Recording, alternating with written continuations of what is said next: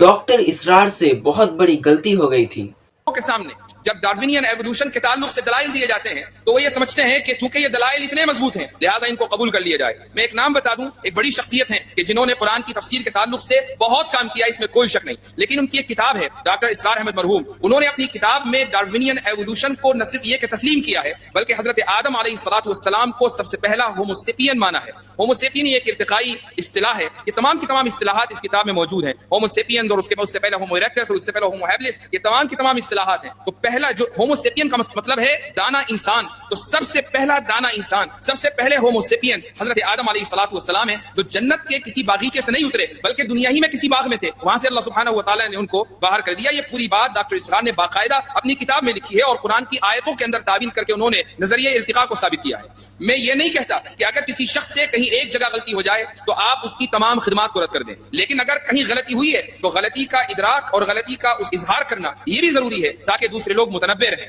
چونکہ اگر ایک آدمی کی ایک میدان میں خدمات ہیں تو اس کا مطلب یہ نہیں ہے کہ وہ تمام کی تمام غلطیوں سے بری ہے۔ ایک آدمی نے اگر کسی ایک خاص میدان میں امت کے اوپر اور ملت کے اوپر احسان کیا ہے تو اس کا مطلب یہ نہیں ہے کہ آنکھ بند کر کے ہم اس کی تفسیر بھی قبول کریں گے اور اس کے فقہی مسائل بھی قبول کریں گے اور اس کے فتاوی بھی قبول کریں گے، ایسا نہیں ہے۔ اس کا احسان اپنی جگہ، لیکن جب بات قرآن کی آئے گی اور جب بات قرآن کی تعبیرات کی آئے گی، جب بات مسلمات کی آئے گی، اصولوں کی آئے گی، عقائد کی آئے گی، تو پھر بات رسول اکرم صلی اللہ علیہ وسلم سے چلے گی، صحابہ تک آئے گی، تابعین سے آئے گی، تبع تابعین سے آئے گی، محدثین اور ائمہ کی بات چلے گی، پھر تجدد پسندوں کی بات نہیں چلے گی، اور ایسے حضرات کی ان تجدد پسندانہ عزائم کا اظہار بھی کیا جائے گا۔ پھر کسی کو برا لگے یا اچھا، یہ کہا جائے گا کہ ان کا احسان سراخوں پر، انہوں نے ملت کے لیے جو کیا وہ بہت بڑا کام ہے، لیکن کاش کہ وہ اپنے میدان میں باقی رہتے اور اس میدان سے آگے نہ نکلتے۔ ہم ڈاکٹر اسرار سے تو محبت کرتے ہیں مگر ان کی غلطیوں سے ہم محبت نہیں کرتے۔